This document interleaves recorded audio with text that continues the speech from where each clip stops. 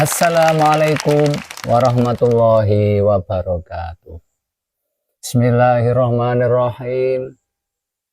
Alhamdulillahilladzi hadana lihadza wa ma kunna linahtadiya laula an hadanallah. Wassalatu wassalamu ala Rasulillah wa ala alihi wa sahbihi wa man tabi'ahum bi ihsanin ila yaumil qiyamah. Amma ba'd.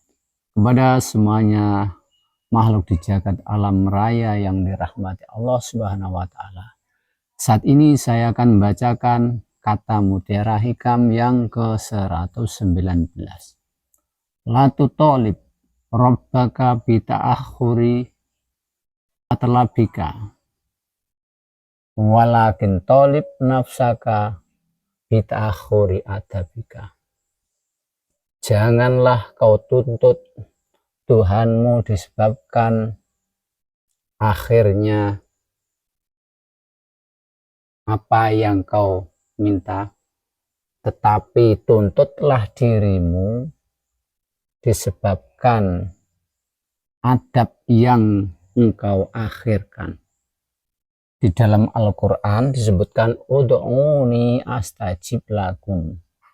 Berdoalah engkau kepadaku, niscaya aku akan mengabulkannya. Tidak seorang pun yang berdoa yang tidak dikabulkan oleh Allah. Di dalam hadis disebutkan tidak seorang pun yang berdoa yang tidak melakukan dosa dan memutus silaturahim kecuali Allah akan mengabulkannya dengan salah satu dari 3 hal. Yang pertama, disegerakan di dunia. Yang kedua, disimpan di akhirat. Dan yang ketiga, dijauhkan dari keburukan yang serupa. Hadis riwayat Ahmad. Allah mengabulkan doa seorang hambanya. Tidak ujuk-ujuk mesti dikabulkan, tapi bisa jadi disegerakan di dunia. Kalau tidak disegerakan di dunia, maka disimpan di akhiratnya. Atau dijauhkan dari keburukan yang serupa. Jadi Allah akan mengabulkan doa sebagaimana kemauan Allah, bukan sebagaimana kemauan kita. Mengabulkan sesuai waktu yang dikehendakinya, bukan waktu yang kita kehendaki. Dan mengabulkan sesuai dengan apa yang terbaik baginya, bukan yang terbaik bagi kita. Tetapi apakah doa tersebut, jika kita itu berdoa kemudian dikabulkan, minta kaya, minta istri, dapat istri, terus minta kesaktian, dapat cepat kesaktian. Apakah itu dari Tuhan atau tidak? Nah, ini yang dari Tuhan, karena Tuhan Allah itu bersifat laisa kamitslihi syai'un, tidak berupa apapun, tidak bisa diakal, tidak bisa diindra, alias mutlak. Mutlak tanpa koyit, tanpa kaidah, tanpa didahului oleh apapun yang dari manusia. Jadi doa yang dikabulkan oleh Allah tentu yang tidak bisa dibayangkan, harus seperti ini, harus seperti itu. Itulah yang bersifat, namanya yang bersifat mutlak. Tetapi jalan menuju Allah juga bersifat mutlak.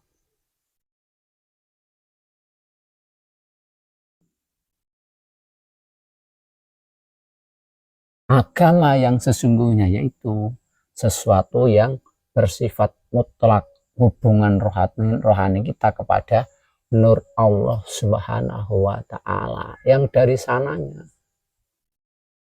Itulah yang disebut jalur wasilah itu.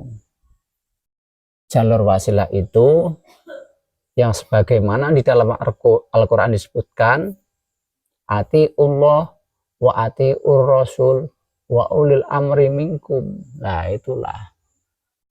Jadi jalan menuju Allah harus lewat itu. Taat kepada Allah tidak bisa. Harus lewat Rasul. Lewat Rasul karena itu juga bersifat rohani, tidak bisa. Wa ulil amri minkum, yaitu orang yang diberi wewenang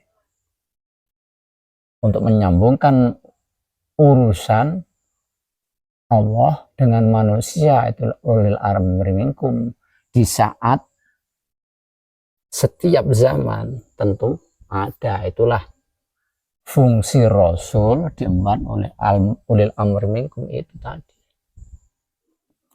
Jadi jalan menuju Allah ya lewat itu, lewat sistem itu. Nggak bisa tidak, wong itu sistem dari Allah. Makanya di ayat yang lain disebutkan wabtahu ilaihil wasilah, carilah wasilah, yaitu wasilah jalan menuju Allah, jalan rohaniyah maksudnya ini yang diperlukan, istilahnya nur atau gelombang yang menuju Allah. Jadi bottom up dari Allah ke manusianya. Maka istilah lain la'allakum tatakun, bertakwa yang itu. Jika manusia sudah berkelangan dari Allah, bottom up dari atas ke bawah, itulah semuanya yang sesungguhnya orang beragama. Jika tiada itu, ya agama hanya dari luarnya saja. Seperti bungkus rokok ini, kalau tidak ada rokoknya, namanya ya hanya bungkus rokok. Tetapi ada rokoknya, sebungkus rokok. Kalau nggak ada rokoknya, hanya bungkus saja. Nggak ada rokoknya, kalau diambil semuanya ini, hanya bungkusnya saja. Begitu juga satu botol air, jika airnya tidak ada ya cuma botol saja. Begitu seterusnya. Nah saat ini orang beragama hilang dalamnya, hilang kodimnya itu tadi, hilang channelnya, hubungan rohani kepada Allah Subhanahu wa Ta'ala.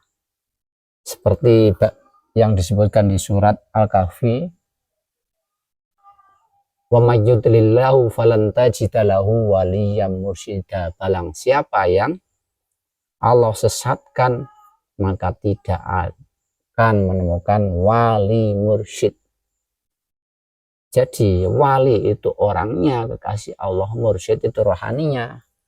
Nah rohani mursyid itu, itulah jalan wasilah menuju Allah yang dulu disebut Rasul ketika Nabi Muhammad ada. Sekarang disebut mursyid, itu orangnya namanya wali, dan itu setiap periode akan berganti orangnya wafat diganti orang lain lagi.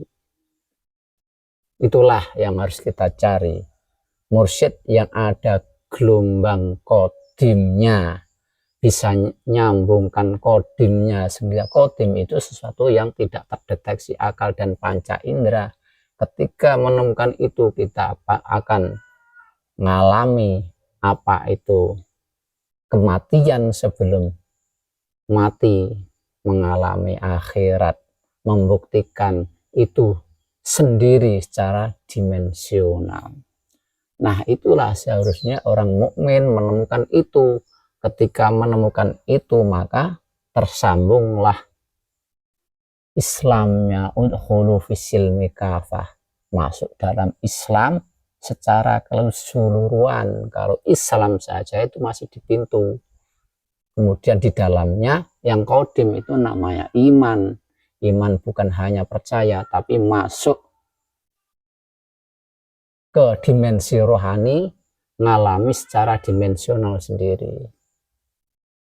Itu yang namanya iman. Nah, jika seorang mukmin sudah top down, istilah lain di dalam Al-Quran, bertakwa, berkekalan dengan Allah, itulah orang mukmin yang dikatakan di dalam Al-Quran, wa may yattaqillaha yaj'al lahu makhraja wa yarzuqhu min haitsu la yahtasib. Barang siapa yang bertakwa kepada Allah, niscaya akan diberi rezeki tanpa disangka-sangka, diberi jalan keluar yang tak terduga-duga. Itulah orang menyebut wali Allah, doanya dikabulkan, yaitu janji Allah. Tapi untuk mengabulkan doa itu Allah ya pakai sistemnya, bukan kemauan kita. Maka disebut wa yarzuqhu min haitsu la yahtasib, dikasih rezeki tanpa terduga-duga, tidak bisa diukur oleh manusia, sesuai kemauan Allah, bukan sesuai kemauan kita. Makanya di ayat lain disebutkan, wa may yatawakkal 'alallahi fahuwa hasbuh, barang siapa yang pasrah bongkokan kepada Allah, maka Allah akan mencukupinya. Nah, orang secara fisik sungguh sudah mengupayakan semaksimal mungkin, secara rohani sudah pasrah bongkokan atau berserah diri total secara rohani, baru wa may yatawakkal 'alallah, pasrah bongkokan, wa may yatawakkal 'alallah fa huwa hasbuh, maka dia akan mencukupi segala urusannya.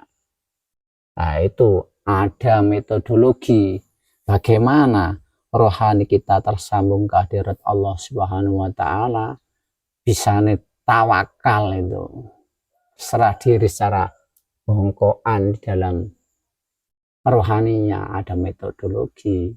Lah, metodologi itu disebut dalam bahasa Arab thariqah. Menuju takwa itu tadi ada metodologinya, disebut thariqah dalam bahasa Arab. Kalau dalam bahasa kerennya sekarang metodologi.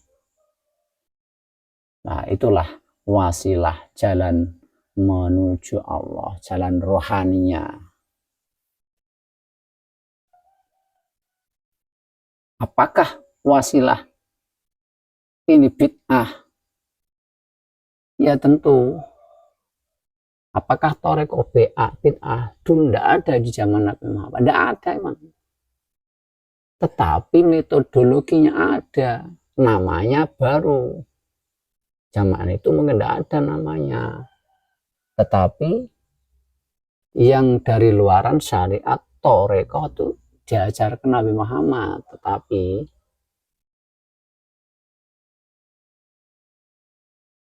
ada yang ilmu umum, ada ilmu khusus lil khusus. Lah, ini namanya ilmu lil khusus lil khusus. Dulu dari sananya. Karena itu di